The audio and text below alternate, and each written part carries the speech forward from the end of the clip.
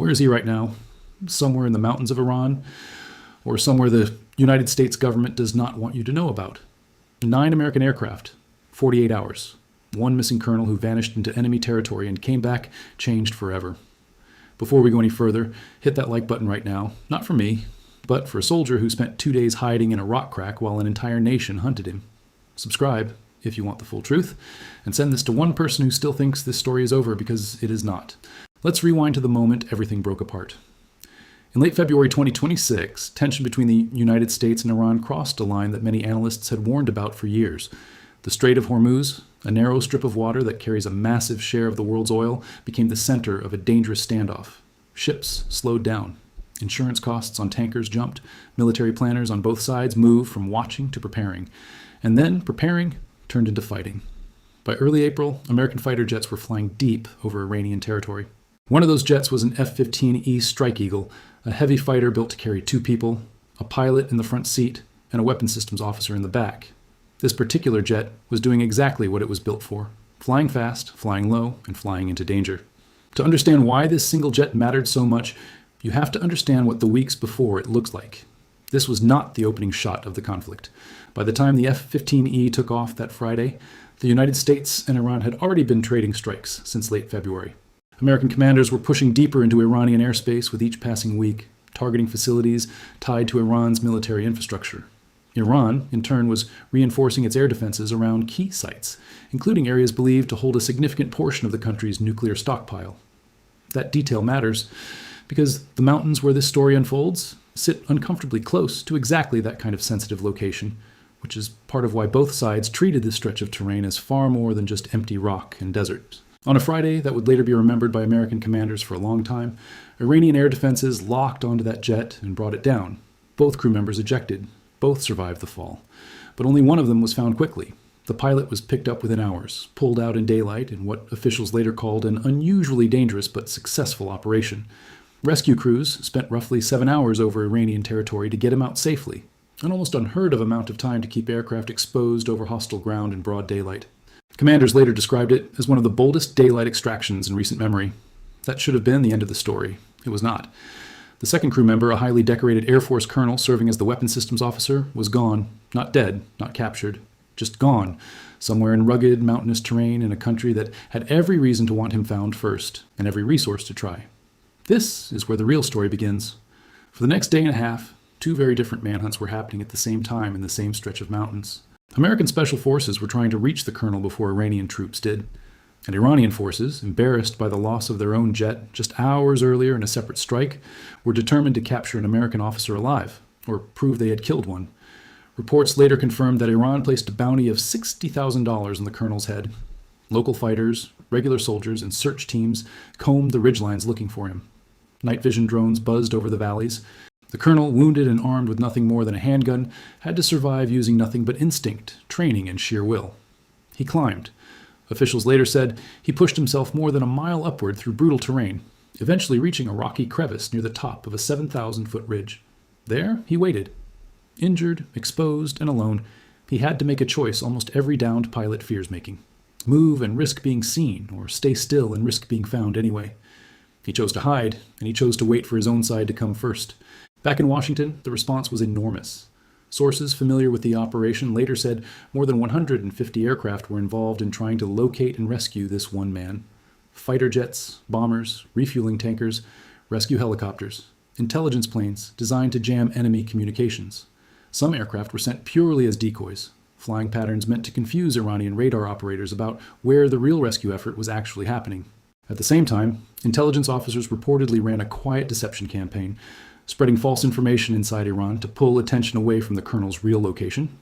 Sources familiar with the operation said the campaign used multiple channels at once, planting misleading signals designed to make Iranian search teams believe the colonel was somewhere he was not. It was, by every account, one of the largest single efforts ever assembled to save one person. There was also a technological edge that quietly decided a lot of what happened on the ground. American forces had access to advanced night vision equipment, letting rescue teams and search aircraft operate effectively after dark. Iranian search units, despite their numbers and their local knowledge of the terrain, were largely limited to smaller drones at night, without the same level of sophistication. That gap, small as it sounds, may have been one of the biggest reasons the colonel was never located by the forces hunting him. Darkness, which should have been his greatest danger, ended up being one of his best forms of cover. But rescue missions this size come with a price, and that price is where our title comes from. During those same 48 hours, multiple American aircraft were damaged or lost. An A-10 Warthog, a heavily armored attack plane built to survive punishment, was hit by ground fire while supporting the search. Its pilot somehow kept the damaged aircraft flying long enough to cross into friendly airspace over Kuwait before ejecting safely. 2 helicopters involved in the rescue effort were also struck by Iranian fire. Both managed to limp back to base, but not without injuries to the crews on board. Iranian state media went further, releasing footage they claimed showed a crash site roughly 28 miles south of the city of Isfahan, and insisting that additional American aircraft had been destroyed during the operation. Iran's official claims put the number of downed or destroyed American aircraft at a level that added up to 9 over that intense 2-day window, when combined with losses across the wider strikes happening at the same time. The United States never confirmed that exact number. American officials acknowledged some aircraft were hit and damaged. They did not confirm 9 total losses. This gap between what Iran claimed and what Washington admitted is exactly why so many people are still asking questions today. If you're starting to feel how tense this moment really was, that's the point, and that's exactly why we need your support to keep telling stories like this properly. Drop a comment right now with just one word, rescued, so I know you're still with me, because the next part of this story is where it gets even more intense. While all of this was happening in the sky, the colonel was still on the ground, alone, hurt, and running out of options. At one point during the operation, he made radio contact with rescue teams. What he said next almost caused a disaster of its own. According to a U.S. defense official, the colonel's message over the radio was short and unusual. He said, "God is good." To American commanders monitoring the situation in real time, those 3 words did not sound like relief. They sounded like a possible trap.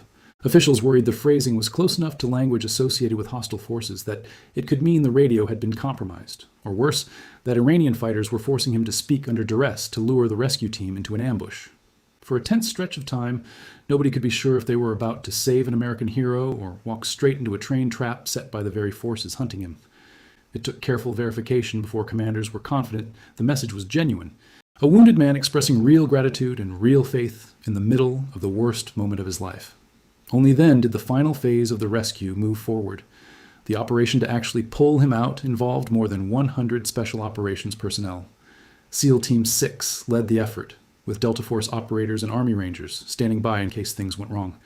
Small, fast helicopters were used to make the final approach to the ridge where the colonel was hiding, flying just minutes each way to minimize exposure to enemy fire. When the team finally reached him, the colonel was alive, seriously wounded, but alive. He had survived roughly 36 to 48 hours behind enemy lines and mountains, controlled by a country actively hunting him, with almost nothing but a sidearm and his own determination keeping him alive.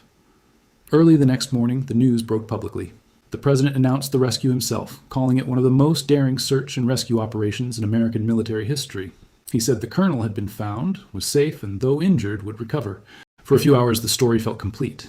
An American hero, saved against enormous odds, brought home by an operation involving special forces, deception campaigns, and more than 150 aircraft. But then people started asking the obvious question.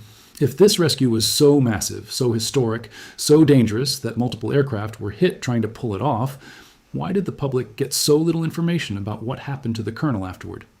The political reaction moved fast, and it moved in very different directions depending on who was talking. Supporters of the administration pointed to the rescue as proof of American military strength and precision, an example of what happens when a government refuses to leave a service member behind, no matter the cost or the risk. Critics asked harder questions almost immediately. Why was a jet flying that deep into Iranian territory in the first place? How many total aircraft had actually been damaged across the wider conflict, not just this one mission? And why was so much detail released about the operation's scale, while so little was released about the man it was built to save?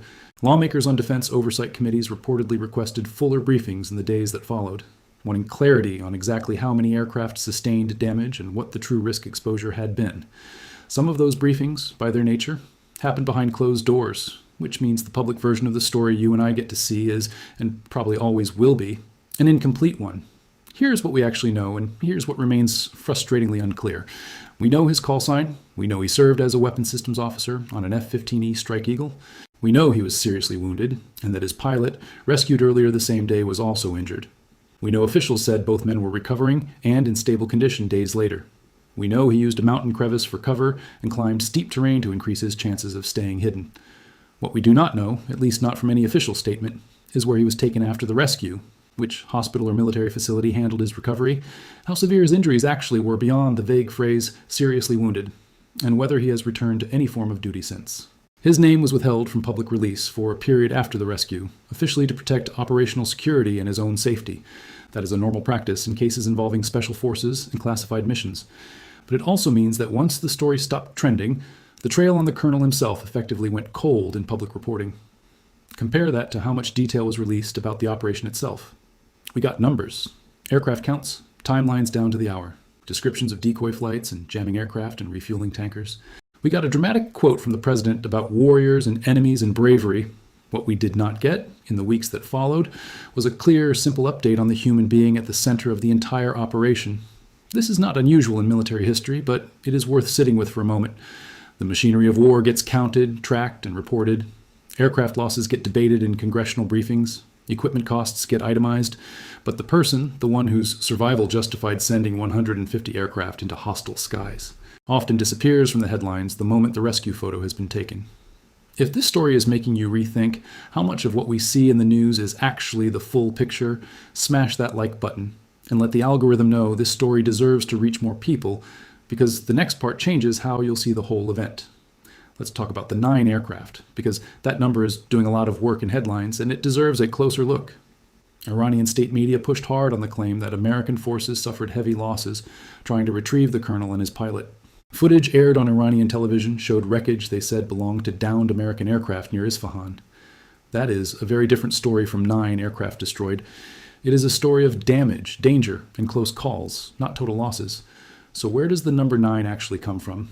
Most likely, it comes from combining Iran's own claims about the broader air campaign happening across those same 48 hours, not just the rescue mission itself. Remember, this rescue did not happen in isolation. It happened during an active, ongoing conflict, with strikes and counterstrikes occurring across multiple fronts at the same time. When you fold in Iran's claims about other aircraft during that entire window, not just the ones involved in saving the colonel, you can reach a number like 9. The United States has not confirmed that figure. Independent verification of Iranian battlefield claims is notoriously difficult, since footage can be selectively edited.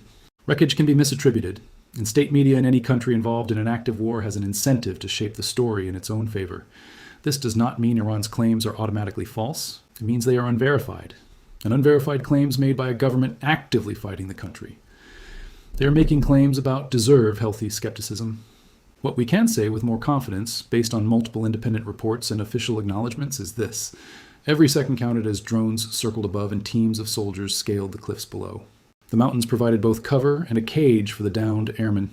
In the end, it was a test of endurance and tactical superiority. The successful extraction remains a landmark moment in recent military history, yet the silence that followed has created a vacuum of information. The mysteries of the 48 hours in Iran continue to spark debate among veterans and analysts alike.